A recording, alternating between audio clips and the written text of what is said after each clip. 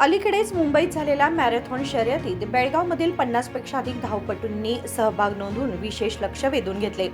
दिनांक 18 जानेवारी रोजी मुंबई येथे झालेल्या आशियातील सर्वात मोठ्या मॅरेथॉन स्पर्धेमध्ये विविध देशातील सुमारे 70,000 धावपटू सहभागी झाले होते।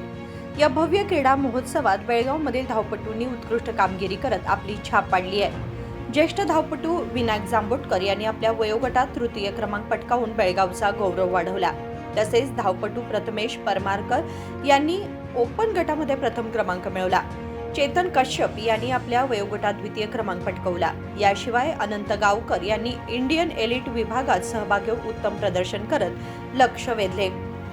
याचबरोबर बेळगावमधील धावपटू सचिन कुलगोड यांनी यंदा अनवानी संपूर्ण मॅरेथॉन पूर्ण करून विशेष प्रशंसा मिळवली। टाटा मुंबई मॅरेथॉन 2026 मध्ये बेळगावमधील धावपटूंनी मिळवलेले हे यश शहरासाठी अभिमानास्पद ठरलं असून आगामी पिढीसाठी प्रेरणादायी ठरलं आहे। राजशेखर हिरेमठ, KMM मराठी, बेळगाव।